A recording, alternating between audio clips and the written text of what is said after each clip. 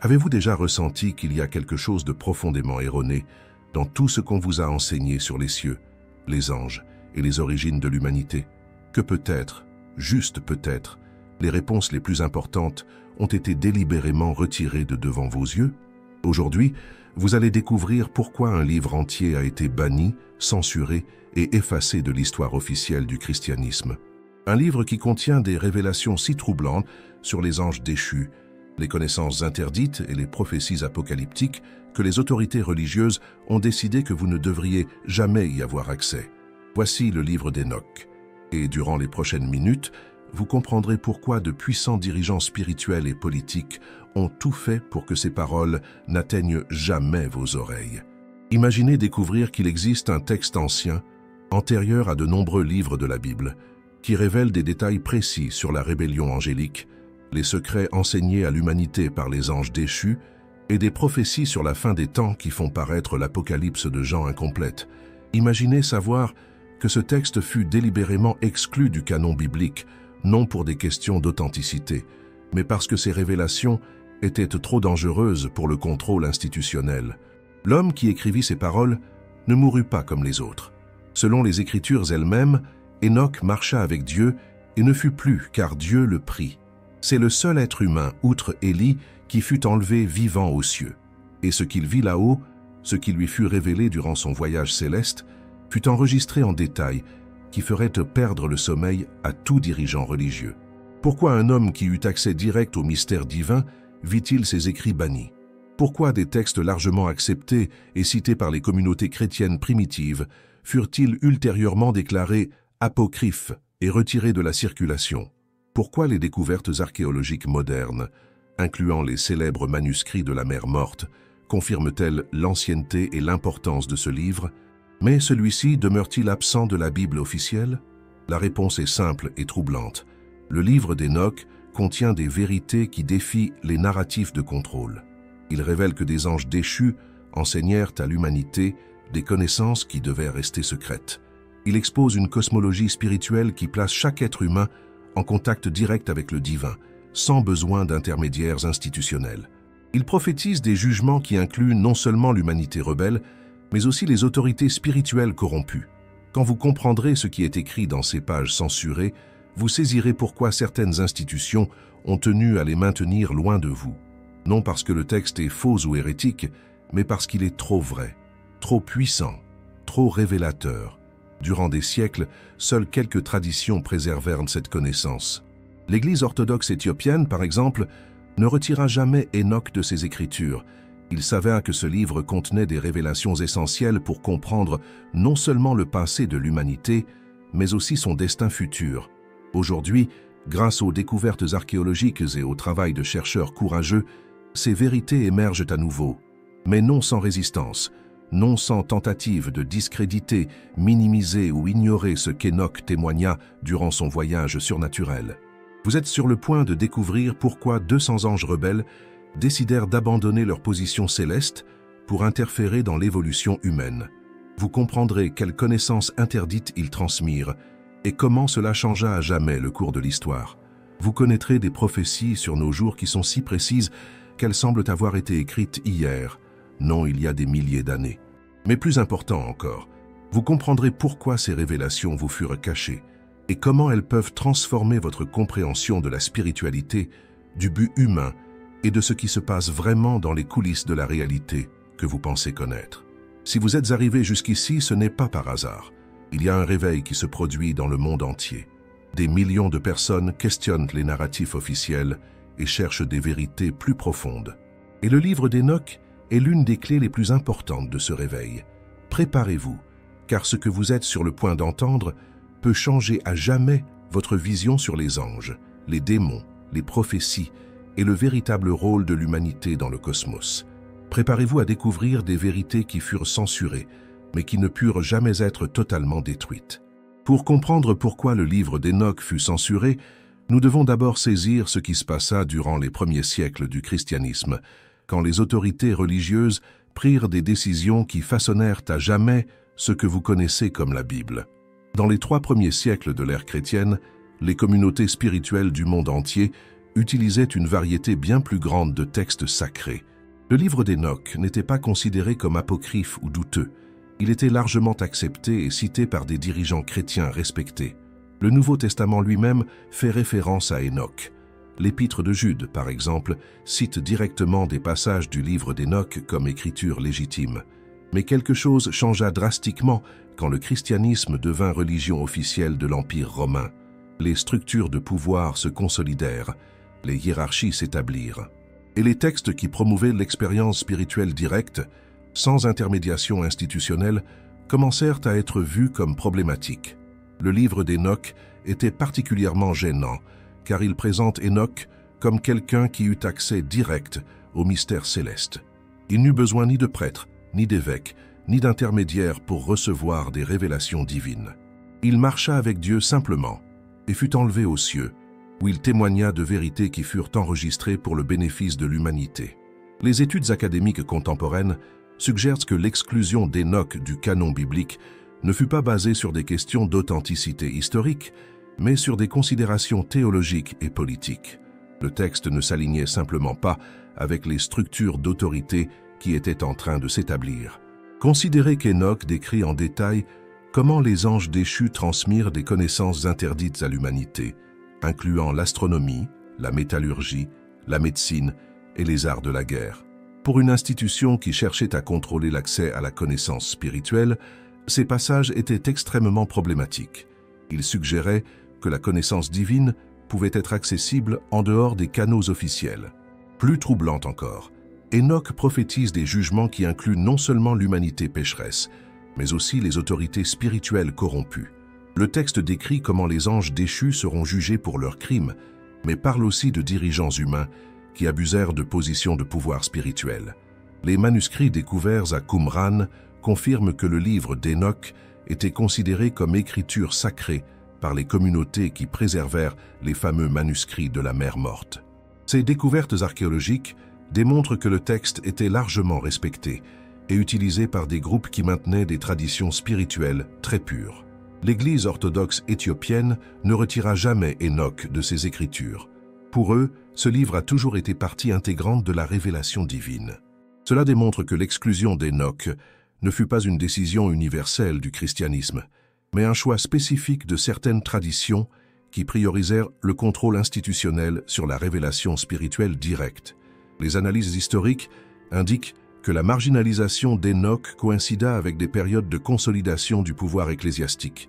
Quand l'Église devint une institution politique puissante, les textes qui mettèrent l'accent sur l'expérience spirituelle personnelle et la révélation directe commencèrent à être vus comme des menaces à l'autorité centralisée.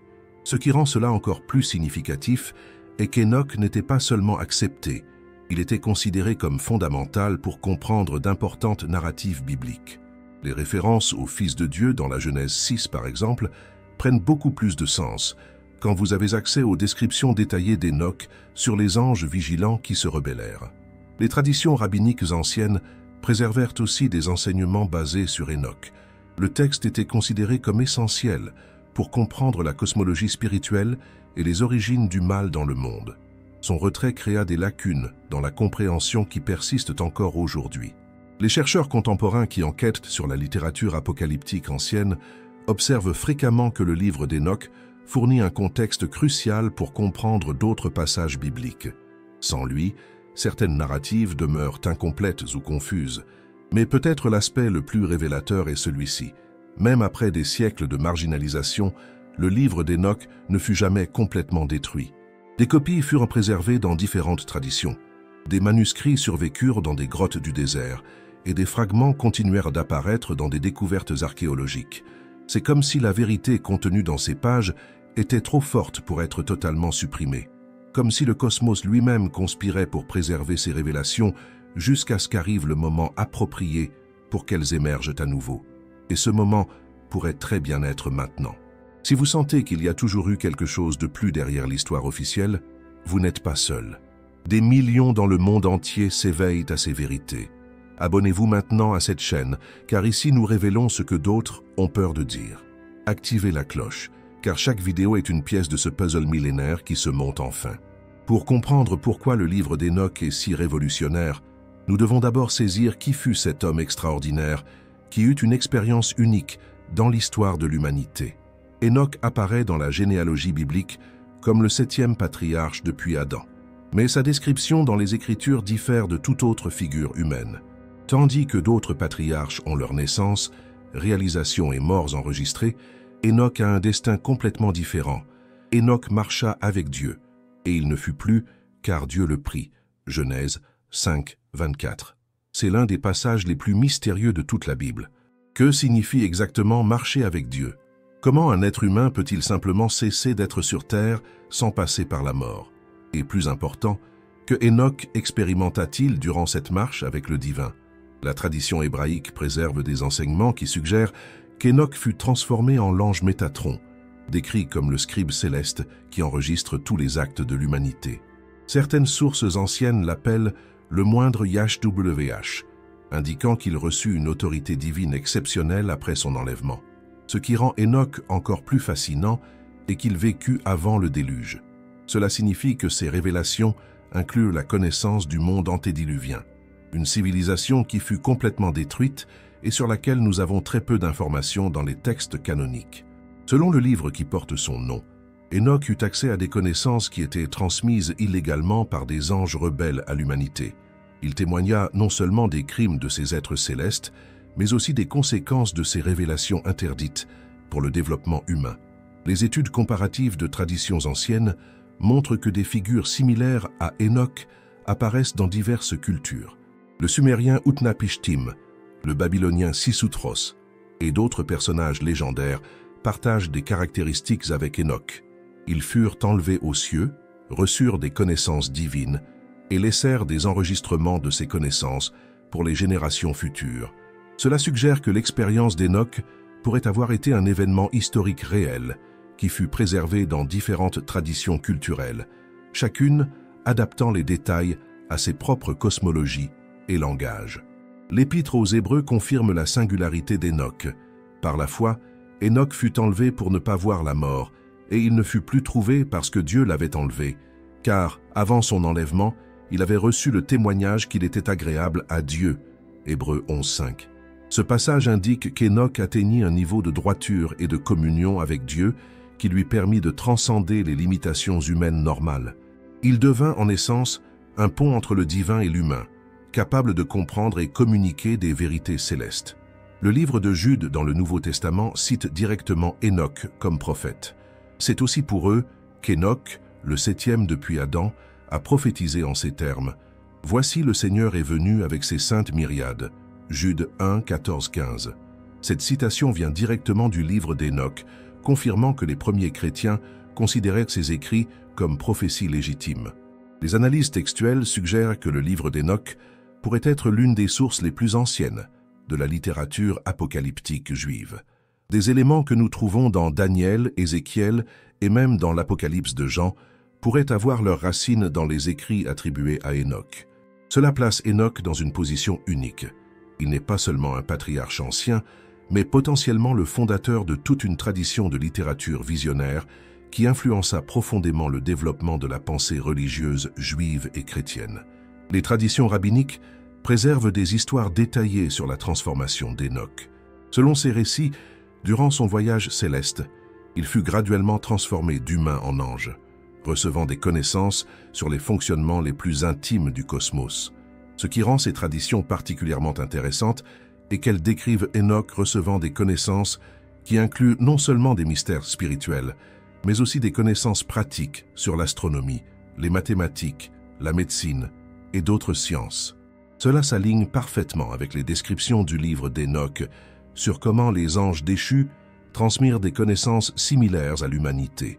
Les découvertes archéologiques à Qumran incluent de multiples fragments de textes liés à Enoch, démontrant que ces révélations étaient considérées comme fondamentales pour la compréhension spirituelle par des communautés qui maintenaient des traditions très anciennes et pures.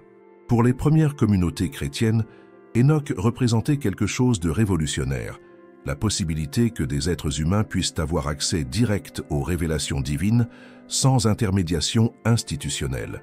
Son expérience démontrait que le divin était accessible à ceux qui marchaient avec Dieu, avec sincérité et droiture. Cela peut expliquer pourquoi ces écrits furent ultérieurement marginalisés. Une tradition qui met l'accent sur la révélation directe et la transformation personnelle représente une menace naturelle pour des structures qui dépendent du contrôle de l'accès à la connaissance spirituelle. Mais Enoch demeure comme un symbole puissant que les frontières entre humain et divin peuvent être transcendées et que les vérités suprêmes sont disponibles à ceux qui ont le courage de les chercher directement. Nous arrivons maintenant au cœur de la question. Qu'est-ce qui est exactement écrit dans le livre d'Enoch qui le rendit si dangereux pour les autorités religieuses? Pourquoi ces révélations furent-elles considérées comme trop menaçantes pour rester accessibles au grand public? Le livre d'Enoch est divisé en 5 sections principales, chacune contenant des révélations qui défient les narratives conventionnelles sur les anges, les démons, les prophéties et le destin de l'humanité.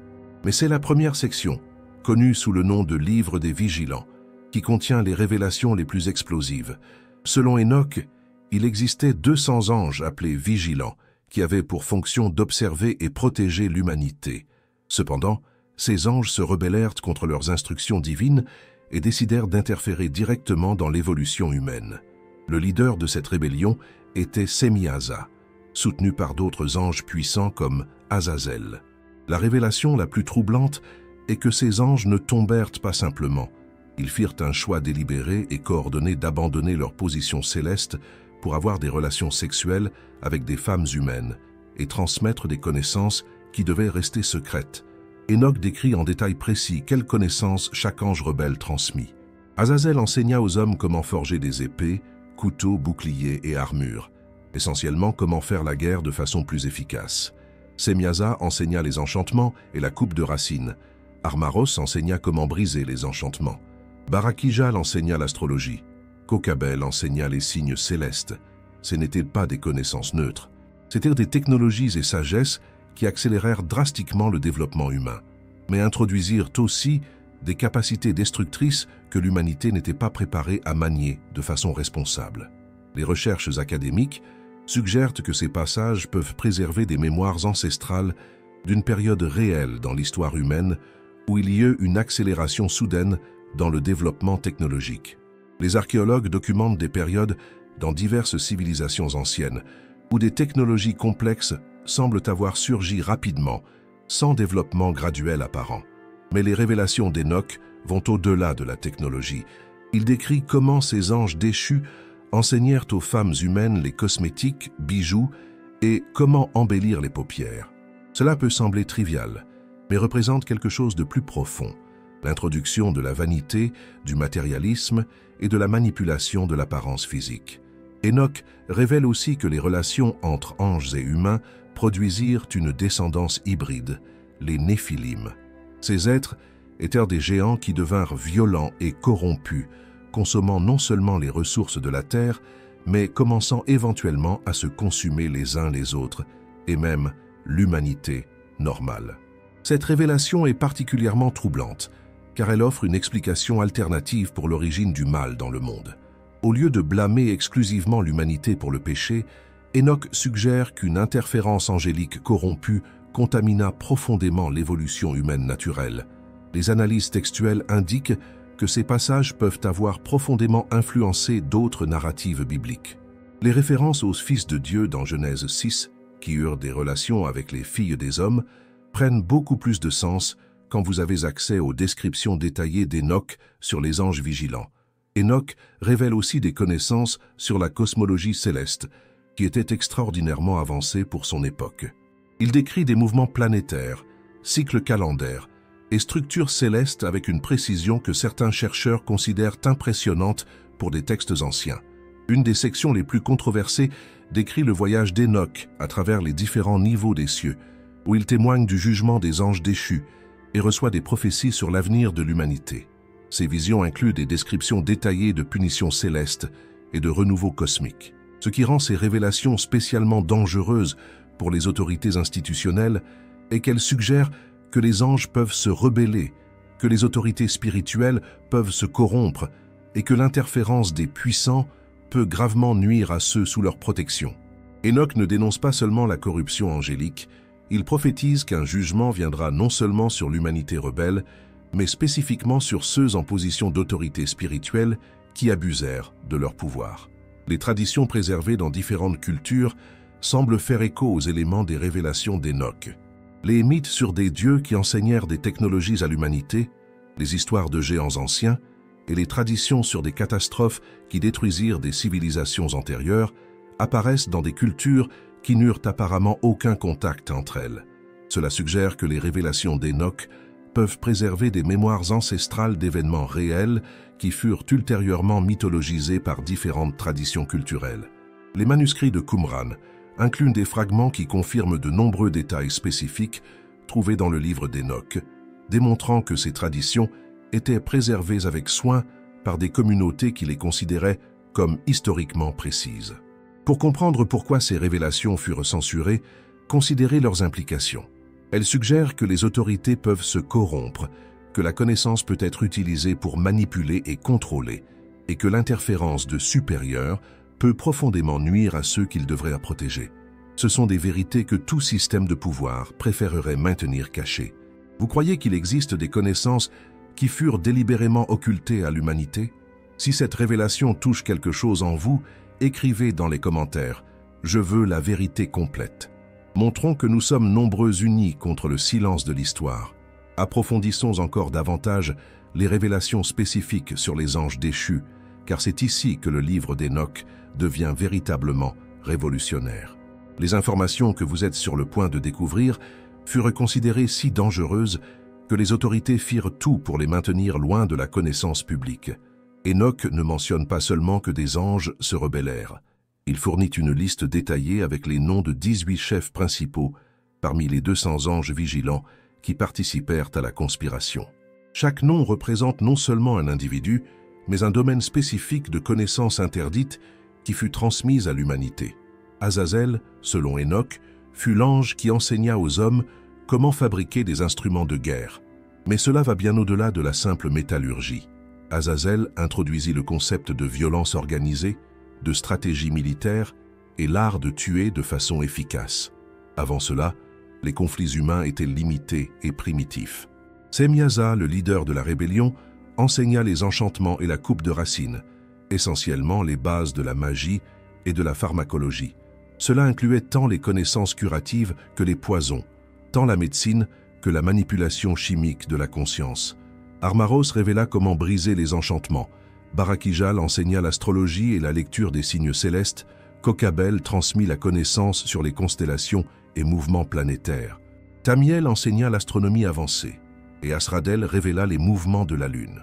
Ce qui rend cela fascinant est que ce n'étaient pas des connaissances aléatoires. C'étaient des technologies spécifiques qui permettraient à l'humanité d'accélérer drastiquement son développement, mais aussi d'acquérir des capacités qui pourraient être utilisées tant pour la création que pour la destruction. Les études anthropologiques suggèrent que toutes les civilisations passèrent par des périodes d'accélération technologique qui semblent s'être produites de façon soudaine, sans développement graduel apparent. Le livre d'Enoch offre une explication alternative pour ces bonds évolutifs, mais la révélation la plus troublante n'est pas sur la technologie, c'est sur les conséquences spirituelles de cette transmission de connaissances. Selon Enoch, quand les anges violèrent les lois cosmiques en interférant dans l'évolution humaine naturelle, ils corrompirent non seulement eux-mêmes, mais introduisirent une distorsion fondamentale dans la réalité terrestre. Les fils nés de l'union entre anges et humaines, les Néphilims, n'étaient pas simplement des géants physiques. C'étaient des êtres qui possédaient des capacités angéliques, mais sans la sagesse ou les restrictions morales nécessaires pour utiliser ces capacités de façon responsable. Enoch décrit comment ces hybrides devinrent progressivement plus violents et destructeurs. D'abord, ils consommèrent toutes les ressources que les humains normaux pouvaient produire. Ensuite, ils commencèrent à consommer des animaux. Finalement, ils commencèrent à se consumer mutuellement et même à dévorer des humains normaux. Cette progression suggère que le pouvoir sans sagesse spirituelle mène inévitablement à la corruption et à la destruction. Les Néphilim possédaient des capacités supérieures, mais manquèrent de la maturité spirituelle nécessaire pour utiliser ces capacités de façon constructive. Les analyses textuelles indiquent que ces passages peuvent avoir profondément influencé les narratifs bibliques ultérieurs sur les géants, incluant les descriptions de Goliath et autres adversaires affrontés par les Israélites. Enoch révèle aussi que les anges déchus ne disparurent pas simplement après leur rébellion. Ils continuèrent d'influencer l'humanité à travers les esprits désincarnés des Néphilim qui moururent dans le déluge. Ces esprits, selon Enoch, devinrent les démons qui continuent d'essayer de corrompre l'humanité. Cette révélation offre une cosmologie spirituelle complètement différente de celle présentée dans la plupart des traditions chrétiennes conventionnelles. Au lieu de voir les démons comme des entités abstraites du mal, Enoch les présente comme des conséquences directes d'expériences angéliques qui tournèrent mal. Les traditions préservées dans diverses cultures anciennes incluent des histoires étonnamment similaires sur des dieux qui eurent des relations avec des humains et enseignèrent des technologies avancées. Les traditions sumériennes parlent des Anunnaki. La mythologie grecque inclut des histoires sur les titans qui eurent des relations avec des humains. Et les cultures andines préservent des traditions sur les Viracochas qui transmirent des connaissances à l'humanité. La cohérence de ces traditions à travers des cultures qui n'eurent apparemment aucun contact suggère qu'elles peuvent préserver des mémoires ancestrales d'événements réels qui furent ultérieurement mythologisés. Les manuscrits de Qumran incluant des textes qui élaborent encore davantage sur ces thèmes, incluant le Livre des Géants qui fournit des détails additionnels sur les Néphilim et leurs actions destructrices. Enoch révèle aussi que certains anges demeurèrent fidèles durant la rébellion et furent désignés pour observer et enregistrer les actions des rebelles. Ces anges fidèles apportèrent éventuellement des accusations formelles contre les déchus, résultant en un jugement céleste. Cette narrative suggère que même dans les hiérarchies angéliques existe le libre arbitre, la responsabilité morale et des systèmes de justice. Il n'y a pas d'automatisme dans l'obéissance, il y a choix, et les choix ont des conséquences même pour les êtres angéliques. Pour les autorités religieuses des premiers siècles, ces révélations étaient problématiques car elles suggéraient que les hiérarchies spirituelles peuvent se corrompre, que l'autorité peut être abusée et que la connaissance peut être utilisée pour manipuler et contrôler au lieu de servir et élever. Mais peut-être la révélation la plus dangereuse est qu'Enoch décrit comment certains humains peuvent transcender ces corruptions et avoir accès direct aux vérités spirituelles pures, sans besoin d'intermédiaires qui peuvent être compromis. Pour comprendre complètement pourquoi le livre d'Enoch fut systématiquement retiré du canon biblique, nous devons analyser non seulement les questions théologiques, mais aussi les dynamiques politiques et sociales qui façonnèrent le christianisme institutionnel durant ces premiers siècles. Durant les 3 premiers siècles de l'ère chrétienne, il n'existait pas de canon biblique fixe. Différentes communautés chrétiennes utilisaient différentes collections de textes sacrés. Le livre d'Enoch était largement accepté et cité par des dirigeants respectés, incluant Tertullien, Clément d'Alexandrie et d'autres pères de l'Église primitive. Le changement commença quand le christianisme devint religion officielle de l'Empire romain au IVe siècle. Cette transformation apporta des bénéfices, mais créa aussi des pressions pour la standardisation et le contrôle institutionnel qui n'existaient pas auparavant. Les études historiques suggèrent que la marginalisation d'Enoch coïncida avec des efforts plus larges pour centraliser l'autorité ecclésiastique et établir des hiérarchies plus rigides. Les textes qui mettaient l'accent sur la révélation directe et l'expérience spirituelle personnelle commencèrent à être vus comme problématiques pour cette consolidation. Le livre d'Enoch était spécialement gênant, car il présentait plusieurs caractéristiques qui défiaient les narratives de contrôle institutionnel. Premièrement, il montrait un humain ordinaire recevant des révélations divines directes, sans intermédiation sacerdotale. Cela suggérait que l'expérience spirituelle authentique était disponible à toute personne suffisamment sincère et dévouée. Deuxièmement, Enoch contenait des prophéties sur des jugements qui incluaient spécifiquement les autorités spirituelles corrompues. Pour des dirigeants ecclésiastiques qui consolidaient un pouvoir temporel au-delà du spirituel, ces prophéties étaient gênantes dans leur pertinence.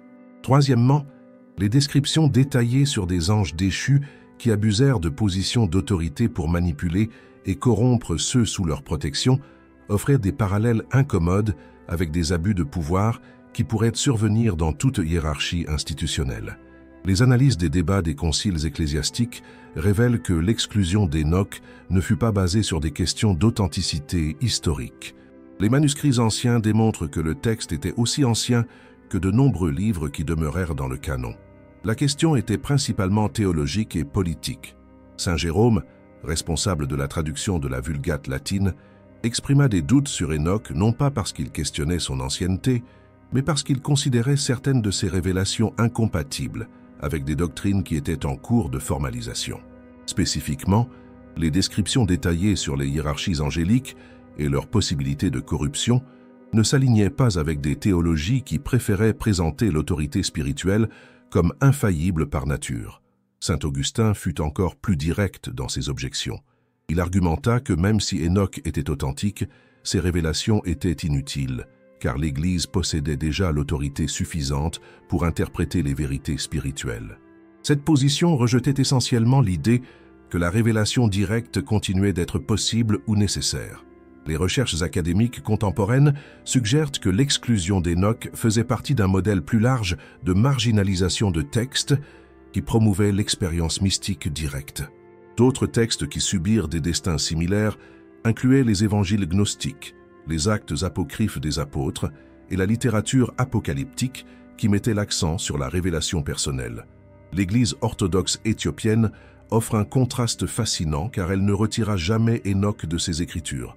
Pour eux, le livre a toujours été considéré comme partie intégrante de la révélation biblique. Cela démontre que l'exclusion d'Enoch ne fut pas une décision universelle du christianisme, mais un choix spécifique de tradition qui priorisèrent les structures hiérarchiques centralisées. Les études comparatives entre traditions chrétiennes qui préservèrent Enoch et celles qui le rejetèrent révèlent des différences significatives dans leurs approches de l'autorité spirituelle. Les traditions qui maintinrent Enoch tendirent à préserver plus d'espace pour l'expérience mystique individuelle et la révélation directe.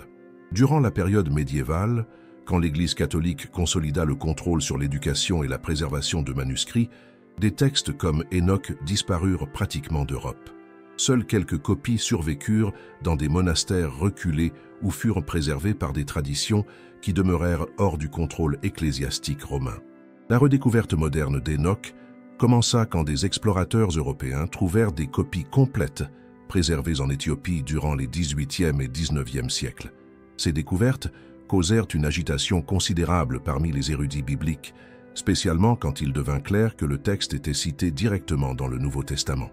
Les découvertes archéologiques à Qumran, durant le XXe siècle, fournirent une confirmation définitive de l'ancienneté d'Enoch.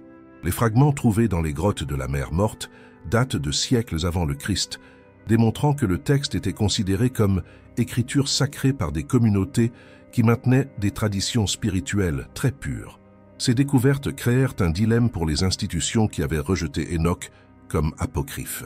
Comment expliquer que des textes considérés non canoniques étaient largement acceptés par des communautés contemporaines aux auteurs du Nouveau Testament?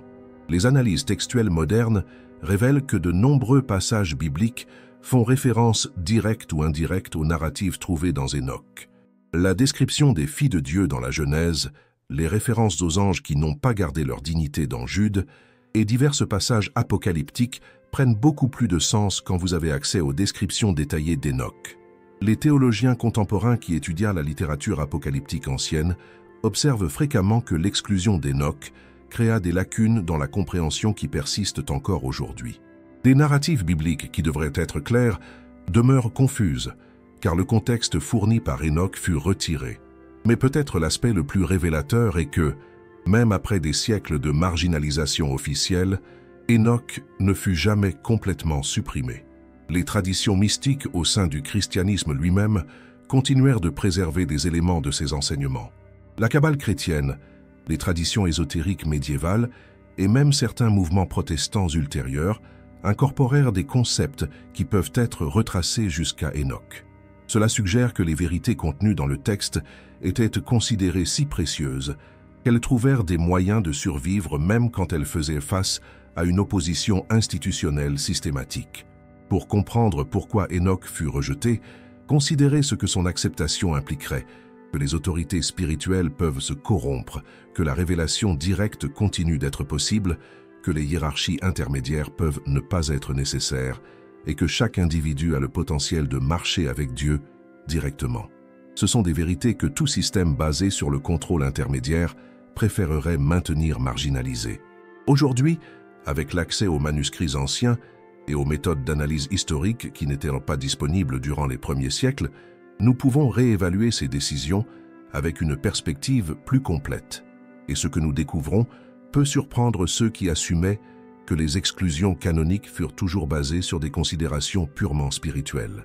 Une des vindications les plus dramatiques du livre d'Hénoch vint à travers des découvertes archéologiques qui confirmèrent non seulement son ancienneté, mais aussi son importance pour des communautés qui préservaient quelques-unes des traditions chrétiennes les plus pures et anciennes.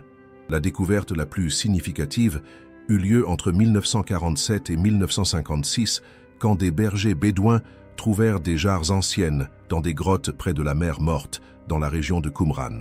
Ce qu'ils découvrirent révolutionna notre compréhension des textes anciens et de la formation du canon biblique.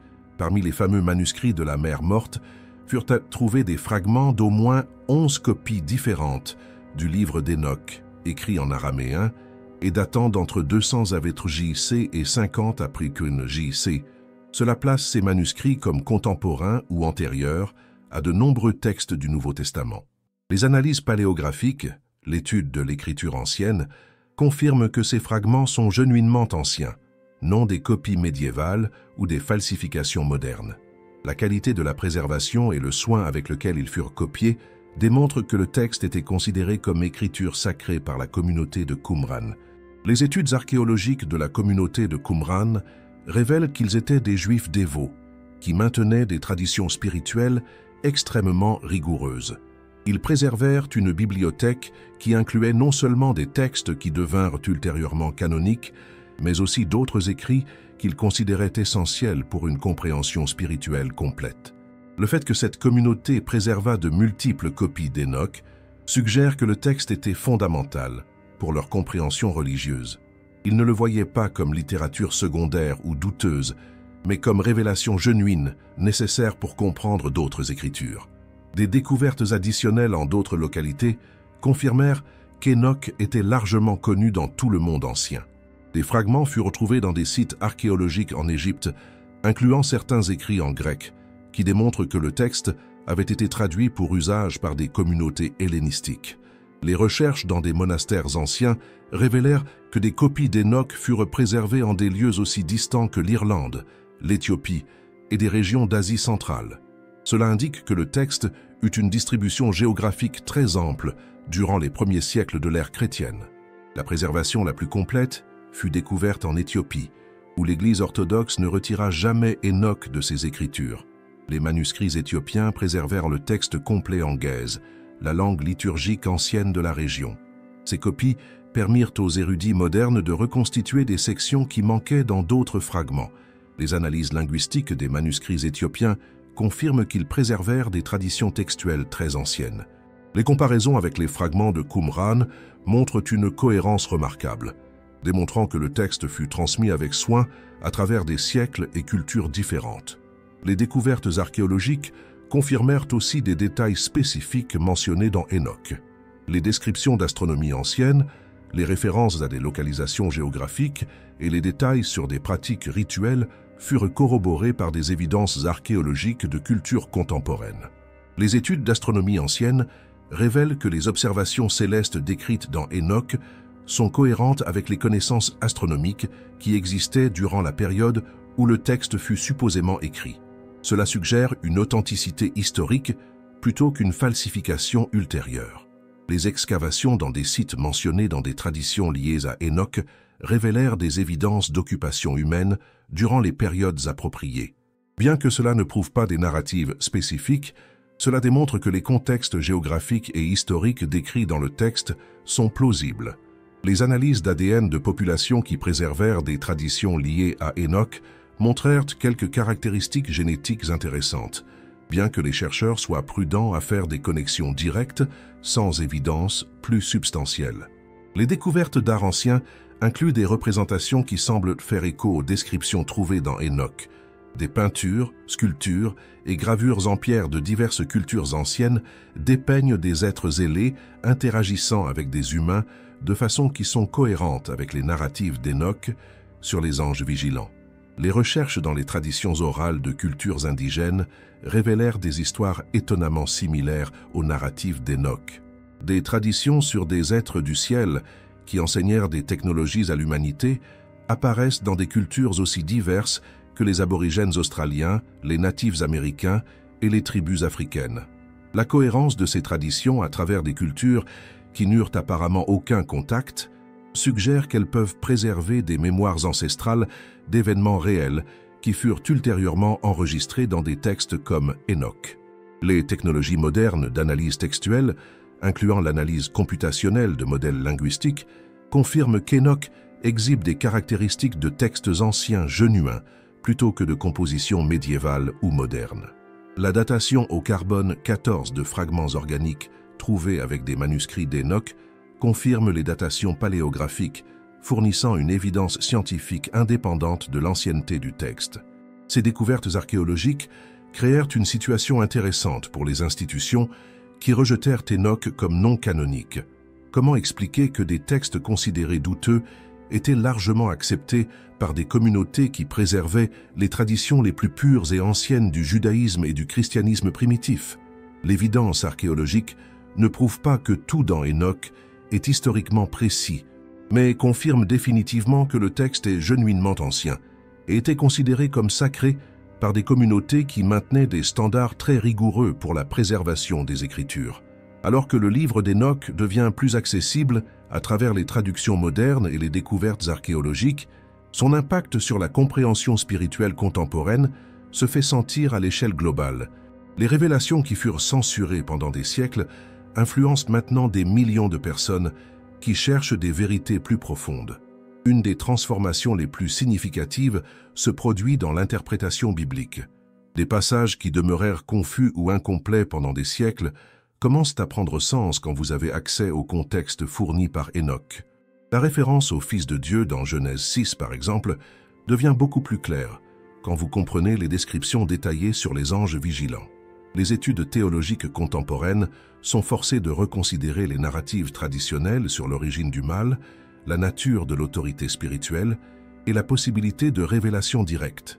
Des séminaires autour du monde incluent Enoch dans les curriculums de littérature apocalyptique et d'études bibliques avancées. L'impact s'étend au-delà des cercles académiques. Les communautés spirituelles qui mettent l'accent sur l'expérience mystique directe trouvent dans Enoch une validation pour des pratiques qui furent historiquement marginalisées par les institutions conventionnelles. Le texte offre un précédent biblique pour la recherche de révélations personnelles et de transformations spirituelles directes. Les chercheurs qui enquêtent sur des phénomènes anormaux contemporains citent fréquemment Enoch comme l'un des textes anciens les plus pertinents pour comprendre des rencontres avec des entités non humaines. Bien que les interprétations varient largement, beaucoup considèrent qu'Enoch offre une structure conceptuelle pour comprendre des expériences qui défient les explications conventionnelles. Les mouvements qui questionnent les autorités institutionnelles trouvent dans Enoch un texte qui valide leurs préoccupations sur l'abus de pouvoir spirituel et la manipulation de connaissances sacrées. Les descriptions sur les anges déchus qui corrompirent leur position d'autorité résonnent fortement avec des personnes qui vécurent une désillusion avec des leaderships religieux. Les communautés qui mettent l'accent sur l'égalité spirituelle entre genres trouvent support dans des sections d'Enoch qui reconnaissent des capacités spirituelles élevées tant chez les hommes que chez les femmes. Cela contraste avec des interprétations plus restrictives qui émergèrent de traditions qui exclurent le texte. Le texte influence aussi les dialogues interreligieux. Les traditions qui préservèrent Enoch, comme l'Église orthodoxe éthiopienne, sont reconnues comme gardiennes d'aspects importants de l'héritage spirituel global qui furent perdus dans d'autres traditions. Les érudits de religions comparées utilisent Enoch pour enquêter sur des connexions entre traditions spirituelles qui se développèrent apparemment indépendamment. Les similarités entre les narratifs d'Enoch et les mythologies de cultures diverses suggèrent de possibles origines communes pour les traditions religieuses humaines. Les analyses psychologiques modernes explorent comment les concepts présentés dans Enoch, incluant la transformation spirituelle radicale, l'accès aux connaissances transcendantes et la navigation de hiérarchies corrompues, peuvent être pertinents pour le développement personnel et la guérison psychologique. Les mouvements écologiques trouvent dans Enoch quelques-unes des descriptions les plus anciennes sur comment l'interférence irresponsable dans les systèmes naturels peut avoir des conséquences catastrophiques. Les narratives sur les anges déchus corrompant l'ordre naturel résonnent avec les préoccupations contemporaines sur la dégradation environnementale. Les chercheurs qui enquêtent sur les technologies anciennes citent fréquemment les descriptions d'Enoch sur les connaissances transmises par les anges déchus comme possible, évidence que les civilisations anciennes possédaient des capacités technologiques plus avancées que traditionnellement assumées. Les communautés qui expérimentèrent un trauma lié à l'abus d'autorité religieuse trouvent dans Enoch une validation pour leurs expériences et une structure conceptuelle pour comprendre comment les autorités spirituelles peuvent se corrompre systématiquement. Le texte influence l'art, la littérature et l'expression culturelle contemporaine. Des musiciens, écrivains et artistes visuels incorporent des thèmes et images d'Enoch dans des œuvres qui explorent des questions sur l'autorité, la révélation et la transformation spirituelle. Les développements en physique quantique et cosmologie moderne créent des espaces conceptuels où les descriptions d'Enoch sur de multiples dimensions de la réalité et l'interaction entre différents niveaux de conscience semblent moins impossibles que précédemment assumées. Les réseaux sociaux et plateformes digitales facilitent des discussions globales sur Enoch entre des personnes qui précédemment n'auraient pas eu accès aux textes ou aux communautés intéressées par ces enseignements. Cela crée des mouvements spirituels populaires qui transcendent les frontières dénominationnelles traditionnelles. D'où regardez-vous cette vidéo maintenant? Écrivez dans les commentaires votre ville ou pays. Je veux voir jusqu'où ce réveil aux vérités cachées arrive. Nous sommes une communauté globale, en quête de la vérité qui nous fut niée. Le livre d'Enoch n'existe pas isolément. Il fait partie d'un réseau complexe de textes anciens qui furent marginalisés ou exclus du canon biblique, mais qui ensemble préservent des aspects de la tradition spirituelle qui furent perdus dans les narratives officielles. Une des connexions les plus importantes est avec le livre des Jubilés, aussi connu comme Petit Genèse. Ce texte élabore sur les narratives trouvées dans la Genèse, mais inclut des détails additionnels qui prennent beaucoup plus de sens quand vous avez accès aux révélations d'Enoch sur les anges vigilants et leur interférence dans l'histoire humaine. Le livre des Jubilés confirme de nombreux détails spécifiques sur les anges déchus, incluant leurs noms et les domaines de connaissances qu'ils transmirent illégalement à l'humanité. Plus significativement, il préserve des traditions sur comment certains humains réussirent à demeurer purs durant la corruption antédiluvienne, offrant l'espoir que la pureté spirituelle est possible même au milieu de la corruption systématique. Les manuscrits de Qumran révélèrent que tant Enoch que les Jubilés étaient considérés comme écriture sacrée par la communauté qui préserva les fameux rouleaux de la mer morte. Cela démontre que ces connexions ne sont pas des interprétations modernes, mais reflètent comment les communautés anciennes comprenaient ces textes comme partie d'un tout intégré. Le testament des 12 patriarches offre une autre perspective complémentaire. Ce texte préserve les supposées dernières paroles des fils de Jacob, mais inclut des prophéties et visions qui font écho aux thèmes trouvés dans Enoch. Particulièrement intéressantes sont les descriptions sur comment la corruption spirituelle se manifeste à travers les générations et comment la purification peut être atteinte. Les analyses textuelles révèlent que ces testaments incluent des avertissements spécifiques sur des dirigeants religieux qui se corrompront et manipuleront les enseignements sacrés pour bénéfice propre. Ces prophéties sont remarquablement cohérentes avec les descriptions d'Enoch sur les anges déchus qui abusèrent de leur position d'autorité. Le soi-disant livre des géants, dont des fragments furent trouvés à Qumran, élabore spécifiquement sur les Néphilim mentionnés dans Enoch. Ce texte préserve des traditions sur les fils des anges déchus et leurs actions destructrices, fournissant des détails additionnels qui complètent les narratives d'Enoch.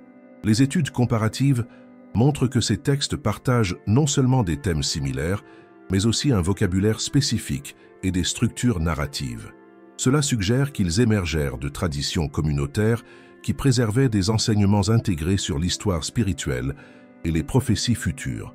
Les oracles sibyllins, une collection de prophéties attribuées aux Sibylles anciennes, incluent des passages qui semblent faire référence directe aux événements décrits dans Enoch.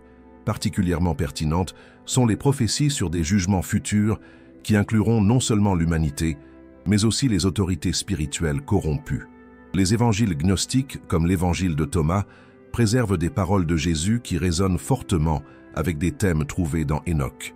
Spécifiquement, les emphases sur la révélation directe, la transformation individuelle et la transcendance d'autorités intermédiaires font écho à l'expérience d'Enoch de marcher avec Dieu directement. L'Apocalypse de Pierre, qui était largement accepté par les communautés chrétiennes primitives avant d'être marginalisé, inclut des visions de jugement futur qui sont remarquablement cohérentes avec les prophéties trouvées dans Enoch. Les deux textes mettent l'accent sur le fait que les autorités spirituelles corrompues affronteront des punitions spécifiques pour abus de pouvoir. Les analyses de littérature apocalyptique juive révèlent que de nombreux concepts centraux, incluant de multiples niveaux de cieux, hiérarchies angéliques et possibilités de corruption spirituelle, apparaissent de façon cohérente à travers des textes qui furent ultérieurement marginalisés par les autorités institutionnelles.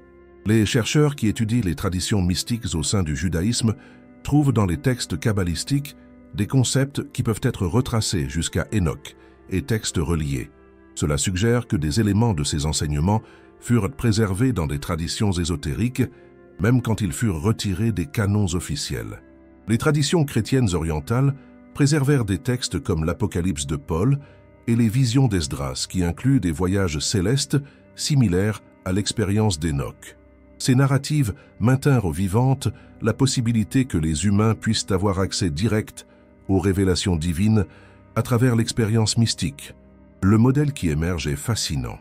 Les textes qui mettent l'accent sur la révélation directe questionnent les autorités corrompues et promeuvent la transformation spirituelle individuelle furent systématiquement marginalisés, tandis que les textes qui supportent les structures hiérarchiques et l'autorité institutionnelle furent préservés dans les canons officiels. Cela suggère que la formation des canons bibliques fut influencée non seulement par des considérations théologiques, mais aussi par des dynamiques de pouvoir et contrôle institutionnel. Les manuscrits découverts à Nag Hammadi confirment que les communautés gnostiques préservèrent beaucoup de ces textes perdus et les considéraient comme fondamentaux pour une compréhension spirituelle complète. Ils voyaient ces écrits non comme littérature secondaire, mais comme clés essentielles pour débloquer des mystères préservés seulement partiellement dans les textes canoniques. Pour les érudits modernes, ces connexions révèlent que ce que nous connaissons comme Bible représente seulement une fraction des traditions spirituelles qui étaient considérées comme sacrées par les communautés chrétiennes et juives primitives. La récupération de ces textes perdus permet une compréhension plus complète des origines et développements des traditions spirituelles qui façonnèrent la civilisation occidentale. Une des sections les plus impressionnantes du livre d'Enoch sont ses prophéties sur les derniers jours, des descriptions qui sont si détaillées et spécifiques qu'elles semblent décrire des événements contemporains avec une précision troublante. Enoch décrit une période qu'il appelle « dernière génération », quand des vérités qui furent cachées pendant des siècles commenceraient à être révélées simultanément autour du monde. Selon ses visions, cette période serait marquée non seulement par la révélation de connaissances cachées, mais aussi par un réveil spirituel global qui transcenderait les frontières religieuses traditionnelles. Il prophétise que durant ces jours, les justes seront révélés. Des personnes qui maintinrent la pureté spirituelle même quand entourées par la corruption systématique commenceraient à se reconnaître mutuellement et former des communautés basées sur la vérité au lieu de l'autorité institutionnelle. Une des prophéties les plus spécifiques se rapporte à ce qu'Enoch appelle les livres scellés qui seraient ouverts dans les derniers jours. Il décrit comment des connaissances qui furent délibérément cachées par des gardiens corrompus seraient restaurées à travers des découvertes qui sembleraient accidentelles, mais qui seraient parties d'un plan divin pour préparer l'humanité aux transformations à venir. Les analyses de ces prophéties suggèrent qu'elles peuvent se référer aux découvertes archéologiques modernes, qui révélèrent des textes comme les manuscrits de la mer morte, les bibliothèques de Nag Hammadi et d'autres trouvailles qui restaurèrent des connaissances qui étaient perdues pendant des siècles. Enoch prophétise aussi sur une période de jugement des autorités quand des dirigeants spirituels et temporels qui abusèrent de positions de pouvoir seraient exposés et tenus responsables de leurs actions. Il décrit comment des corruptions qui furent maintenues secrètes pendant des générations seraient révélées de façon qui ne pourrait être supprimée ou niée. Les observateurs contemporains notent des parallèles entre ces prophéties et des développements récents qui exposèrent des corruptions systématiques dans diverses institutions religieuses et autorités qui étaient précédemment considérées comme intouchables. Particulièrement intrigante est la prophétie d'Enoch sur des signes dans les cieux qui accompagneraient ces périodes de révélation.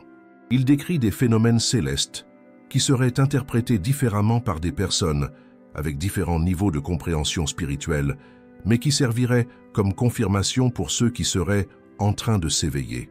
Les chercheurs qui enquêtent sur des phénomènes aériens anormaux citent fréquemment ces prophéties comme possiblement pertinentes pour des observations contemporaines qui défient les explications conventionnelles. Enoch prophétise sur une époque quand la connaissance serait multipliée et quand des personnes ordinaires auraient accès à des informations qui étaient précédemment disponibles seulement pour des élites privilégiées. Il décrit comment des technologies de communication permettraient que des vérités se répandent instantanément à travers de grandes distances, rendant la censure traditionnelle impossible. La précision de cette description en relation à l'Internet et aux médias sociaux est remarquable, spécialement considérant qu'elle fut écrite des millénaires avant le développement de ces technologies. Une des prophéties les plus pleines d'espoir se rapporte à ce qu'Enoch appelle le renouvellement de la Terre. Il décrit comment, après une période de révélation et purification, l'humanité entrerait dans une ère d'harmonie spirituelle et technologique qui surpasserait tout ce qui fut expérimenté précédemment. Enoch prophétise que durant ce renouvellement, les connaissances qui furent transmises illégalement par les anges déchus seraient purifiées et utilisées pour le bénéfice genuin de l'humanité au lieu de la domination et destruction. Il décrit des technologies qui permettraient la guérison de maladies, l'extension de la vie humaine et l'harmonisation avec les systèmes naturels de façon qui semblait impossible quand elles furent écrites, mais qui deviennent plausibles à travers les développements en médecine, biotechnologie et sciences environnementales.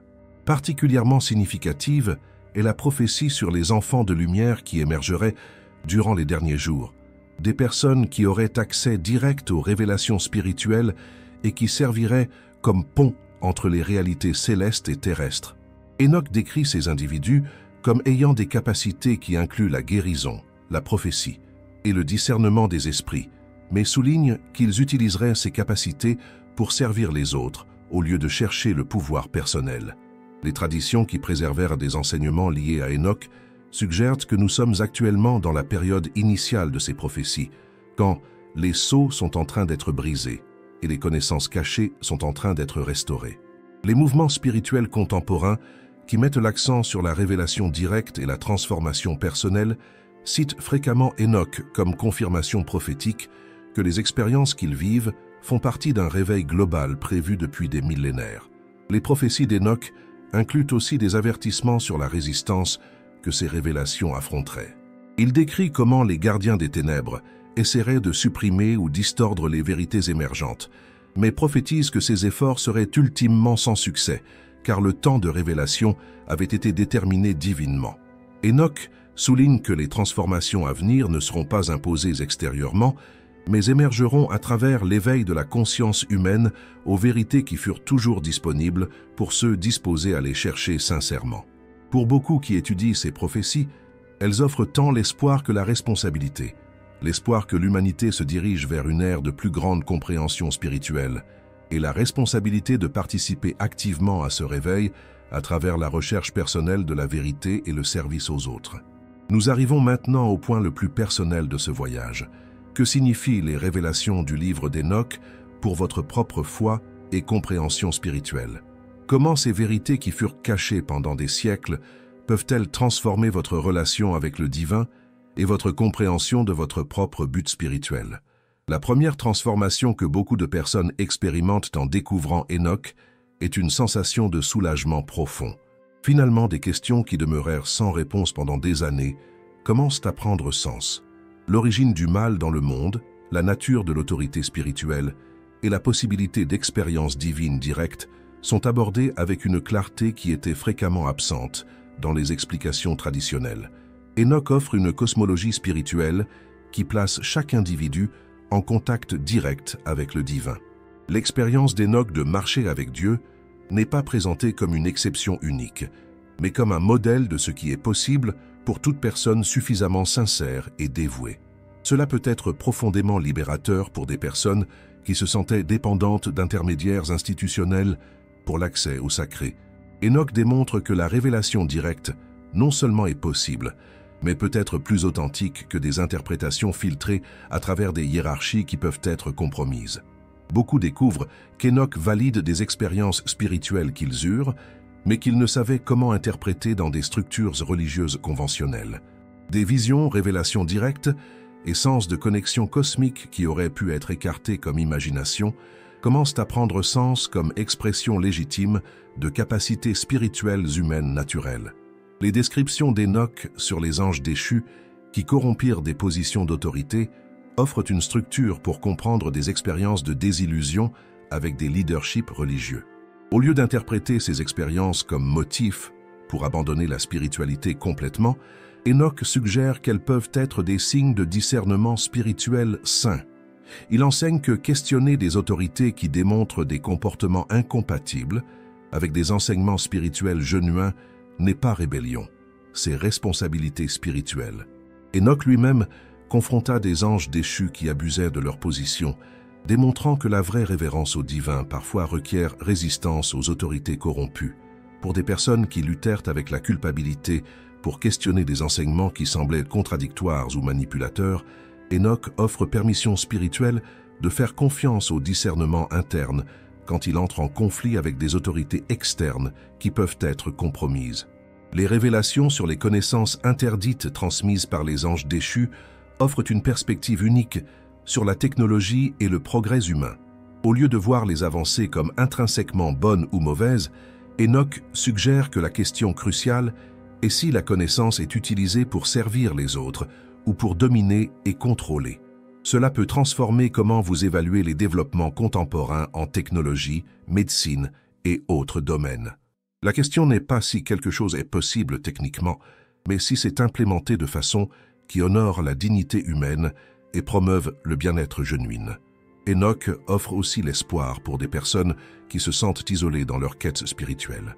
Ces prophéties sur les enfants de lumière qui émergeraient dans les derniers jours suggèrent qu'il existe une communauté spirituelle globale de personnes qui s'éveillent à des vérités similaires, même quand elles ne se connaissent pas physiquement.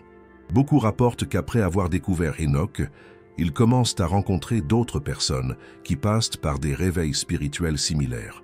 C'est comme si reconnaître ces vérités créait une fréquence qui attire d'autres qui résonnent avec des énergies similaires. Les descriptions détaillées sur la transformation spirituelle progressive offrent une carte pour le développement personnel qui va bien au-delà de la moralité superficielle. Enoch décrit des étapes de purification et illumination qui sont tant pratiques que mystiques. Il souligne que la transformation genuine requiert non seulement la compréhension intellectuelle, mais des changements fondamentaux dans comment vous vous rapportez aux autres, à la connaissance et au pouvoir. L'expérience de marcher avec Dieu est présentée comme résultat d'alignement entre intentions internes et actions externes. Pour des personnes qui cherchent un but spirituel plus profond, Enoch offre une vision de service qui transcende le bénéfice personnel. Il décrit comment des individus transformés deviennent des canaux pour des révélations qui bénéficient toute l'humanité, non seulement leur propre voyage spirituel. Les prophéties sur le renouvellement de la Terre suggèrent que le travail spirituel individuel